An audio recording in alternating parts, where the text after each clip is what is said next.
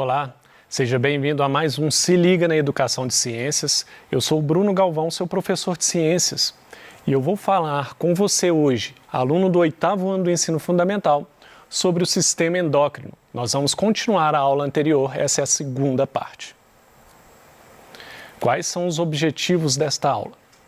Permitir que você, aluno, possa identificar os componentes do sistema endócrino, compreender o funcionamento das glândulas associadas a este sistema. Então, eu quero que você possa entender onde estão as principais glândulas ou órgãos responsáveis por esse sistema e compreender as funções. Primeira função geral do sistema endócrino. O sistema endócrino controla partes das atividades do corpo humano por meio de mensageiros químicos que nós chamamos de hormônios. Então, quando falarem com você hormônios, pense que é um mensageiro químico, ou seja, é uma substância química que ela consegue levar mensagens para as células, ela consegue levar sinais para a célula.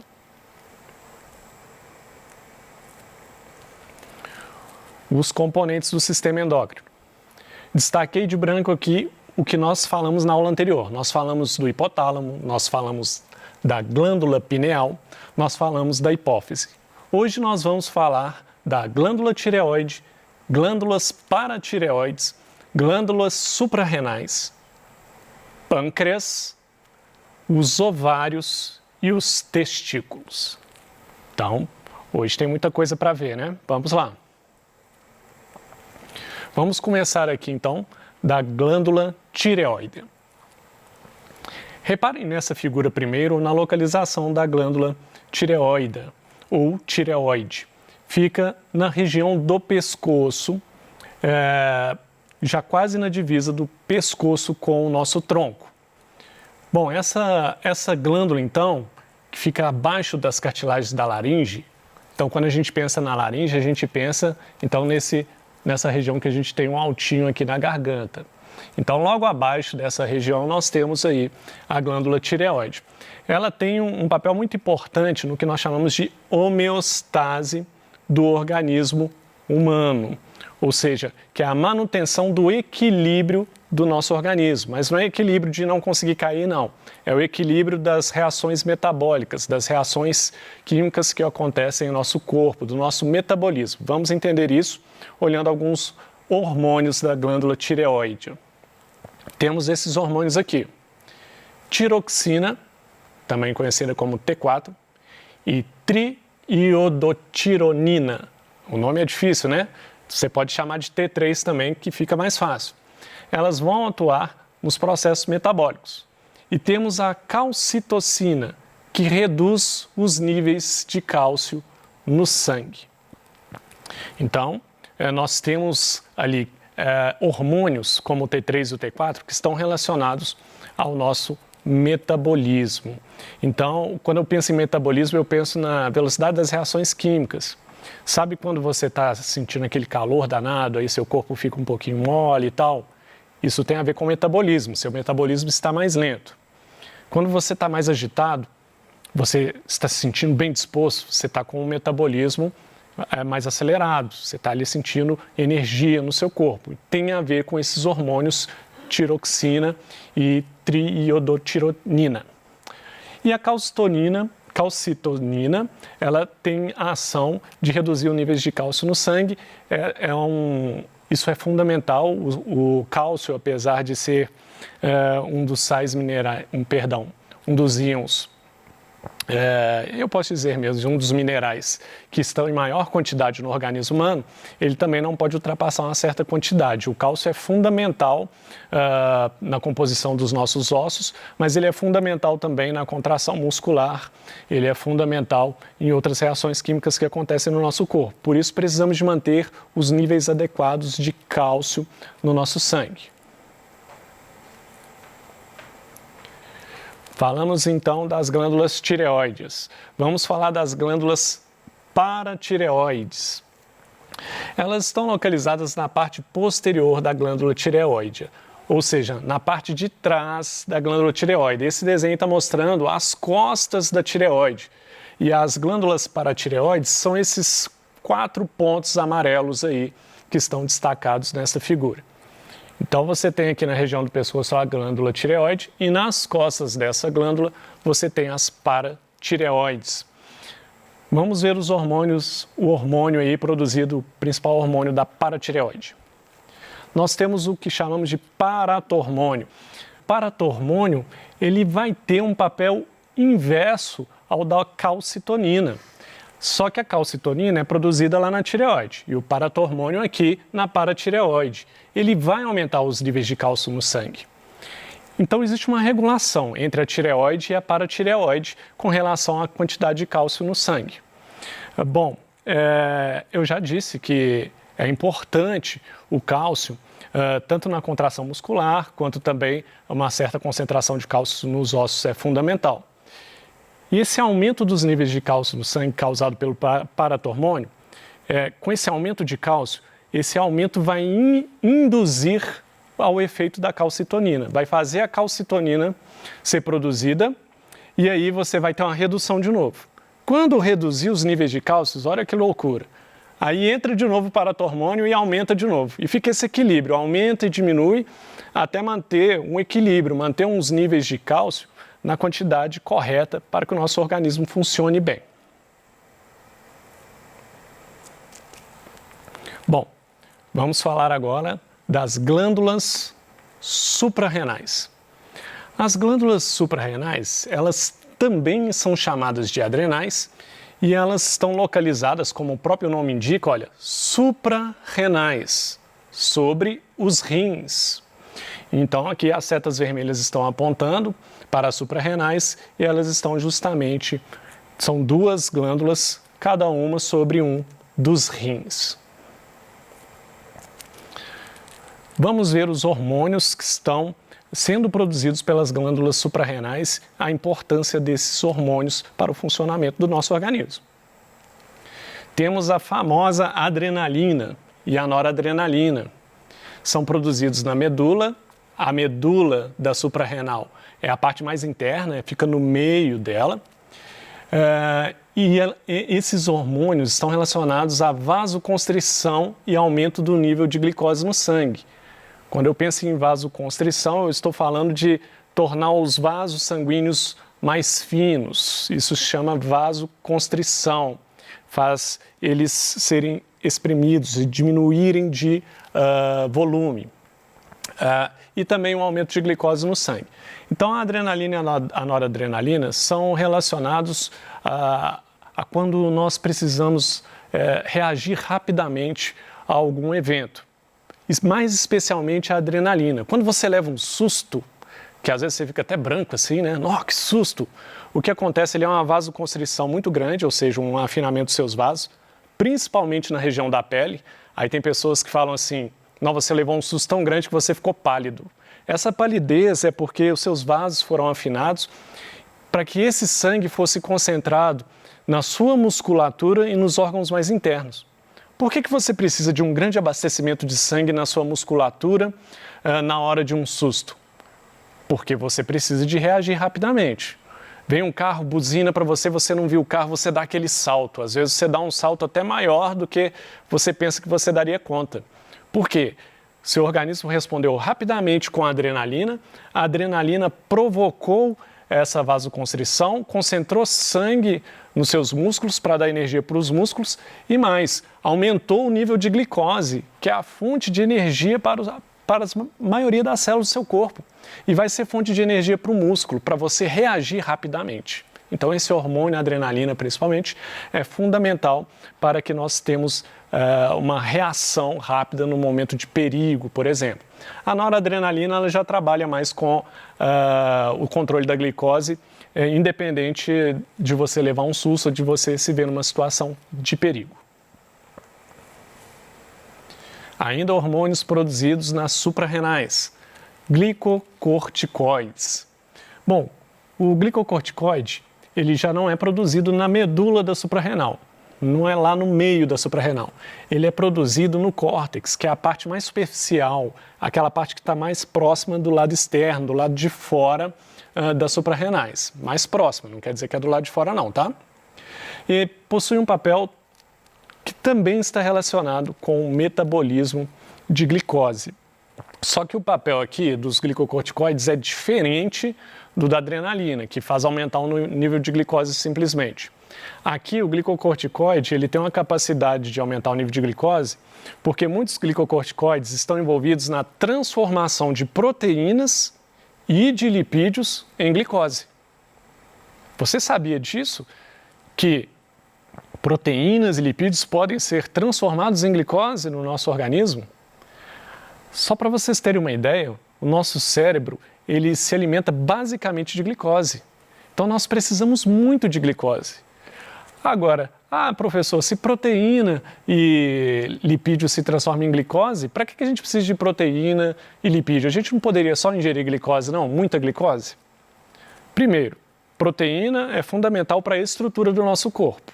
Essa estrutura da minha pele, de todos os meus tecidos, essa parte estrutural, esse tijolo que constrói as células, precisa demais de proteína. Outro, os lipídios. Os lipídios são uma forma eficiente demais de guardar energia. São aproximadamente 3 vezes mais eficientes do que a glicose. Você guardar a glicose, você precisaria de muito espaço para guardar tanta energia e o seu corpo não seria capaz de guardar energia somente em forma de glicose. Os lipídios, quando a gente pensa em lipídio, pensa em gordura. Os lipídios, a gordura é uma forma muito eficiente de guardar energia num espaço menor. Então não acha ruim daquela pequena gordurinha não. Aquela gordurinha no seu corpo é necessária, todo mundo tem que ter gordura no corpo, claro, nos seus devidos limites, mas é fundamental. Só que esses hormônios aqui, inclusive, na hora de viabilizar a energia para o organismo, eles vão agir transformando proteínas ou lipídios em glicose. Não acabaram os hormônios das suprarrenais. Temos também os mineralocorticoides. Produzido no córtex da suprarrenal, atua na reabsorção de sódio e excreção de potássio nos rins. Sódio e potássio. Quando eu penso em sódio, eu posso fazer uma relação. Onde que tem sódio? No sal de cozinha. A gente usa sal de cozinha para um monte de coisa, né? Bom, basicamente eu posso pensar em tempero. Eu vou temperar os alimentos e o sal faz parte do tempero. A gente coloca sal em tudo quanto é comida aí que a gente vai usar para se alimentar. E o sal de cozinha, ele é uma mistura de sódio com cloro. E eles juntos formam um composto chamado NaCl, que é o cloreto de sódio. E uma parte do sódio que a gente adquire na alimentação é através do sal de cozinha, por exemplo. E esses mineralocorticoides, eles vão ser fundamentais para atuar na reabsorção desse sódio e excreção de potássio nos rins. Eles vão ajudar a controlar a função dos rins. Quando o seu corpo precisa de mais sódio, então nos rins, ao invés de eliminar muito sódio na sua urina, você consegue reabsorver ali, dentro dos rins, a reabsorver parte desse sódio, porque seu corpo precisa. Então ele vai trabalhar no equilíbrio da quantidade de sódio e potássio. Isso está diretamente relacionado à sua pressão sanguínea. Se acumular muito sal, por exemplo, no seu sangue, você pode sofrer com o que nós conhecemos como pressão alta. Pode causar problemas de circulação, problemas cardiovasculares. Vamos falar agora do pâncreas, mais uma glândula importante para o nosso organismo. O pâncreas é uma glândula que se localiza na região abdominal, só que ela está aproximadamente ali atrás do estômago. Aqui tem uma seta vermelha apontando para o pâncreas. A gente vê aí que tem um rim de cada lado e bem ali no meio, ali, um pouco mais abaixo, nós temos ali o pâncreas. Então o pâncreas está na região do estômago, só que não está na frente do abdômen. Ele está atrás do estômago, então ele tende a estar mais nas costas, nessa região abdominal, nas nossas costas, um pouco mais próximo das costas do que da nossa frente. Vamos ver aqui alguns hormônios produzidos pelo pâncreas. O pâncreas, então, ele pode produzir 2 hormônios muito famosos, que são a insulina e o glucagon. E esses hormônios, eles se autorregulam. A insulina ela vai agir reduzindo os níveis de glicose no sangue, promovendo a entrada de glicose nas células. Já o glucagon, ele vai aumentar os níveis de glicose. Então, o que nós temos no pâncreas? Dois hormônios que um regula o outro. Por isso que está aqui a ideia de que se autorregulam. A insulina, então, reduz o nível de glicose no sangue. Como que ela faz isso? Fazendo a glicose entrar para dentro da célula. Então, a insulina tem o papel de fazer a glicose entrar dentro da célula. Já o glucagon tem o papel de retirar glicose da célula e colocar na corrente sanguínea. Esse assunto está fortemente relacionado com a diabetes mellitus, principalmente a diabetes mellitus do tipo 1, que é quando a pessoa tem deficiência na produção de insulina ou não produz insulina. Na falta de insulina, ela não consegue colocar glicose dentro da célula e, por causa disso, os níveis de glicose no sangue aumentam. E o glucagon ele teria esse papel contrário. A glicose nossa ela é muito armazenada no nosso fígado, na forma de uma molécula que se chama glicogênio. O glicogênio é um aglomerado de várias glicoses. E o glucagon consegue fazer com que o fígado libere esse aglomerado, formando partículas de glicose novamente, para abastecer a glicose no seu sangue. Finalmente, as gônadas. Quando eu penso em gônada, eu estou pensando, no caso da mulher, dos ovários e no caso do homem, os testículos. Então, são os órgãos sexuais onde os organismos produzem suas células reprodutivas. Como eu disse, é feminino o ovário e a masculina é o testículo.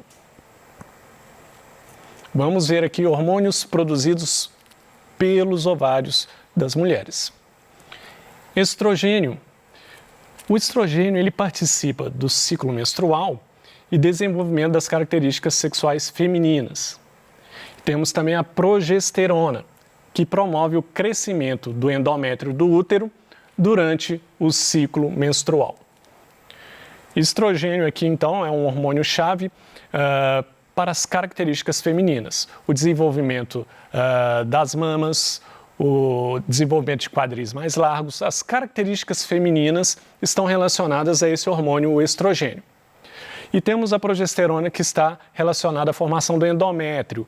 A menstruação nada mais é que a descamação do endométrio. Esse endométrio ele é produzido para receber o óvulo fecundado, para ali gerar, para você ter a formação do feto e gerar uma criança. Quando não tem um óvulo fecundado, e aí você então vai ter a liberação do endométrio, que é a menstruação. Hormônio dos testículos. Agora estamos falando das gônadas masculinas. Nós temos principalmente a testosterona. O que a testosterona faz? Ela proporciona o desenvolvimento do sistema reprodutor masculino e das características sexuais secundárias. Mais uma vez, quando eu penso em características sexuais secundárias, eu estou falando das características aqui que estão relacionadas com o corpo do homem. Por exemplo, a massa muscular do homem. O homem tende a ter uma massa muscular mais desenvolvida do que a da mulher. Isso tem a ver com a influência da testosterona. A voz mais grossa tem a ver com a testosterona. Então, alguns hormônios estão muito relacionados ao desenvolvimento das características femininas e masculinas no corpo dos seres humanos. Então, nós falamos hoje aqui sobre a glândula tireoide, falamos das paratireoides, das suprarrenais, do pâncreas e das gônadas. O mais importante, mais do que gravar nomes, é entender que o nosso corpo não funciona apenas sendo comandado pelo sistema nervoso, mas o sistema nervoso ele usa alguns artifícios para comandar seu corpo.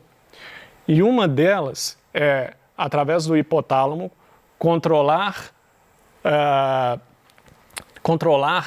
uma das glândulas principais, a glândula mestre, que vai controlar outras glândulas, e algumas glândulas controlam umas às outras. E alguns hormônios controlam uns aos outros, influenciando em células que vão ter receptores para aqueles hormônios. Essa ideia geral de que o nosso corpo é complexo e controlado por hormônios e também pelo sistema nervoso é fundamental. Essa é a ideia de hoje. Aqui algumas referências bibliográficas, caso você queira aprofundar no assunto. No mais, eu desejo a você bons estudos.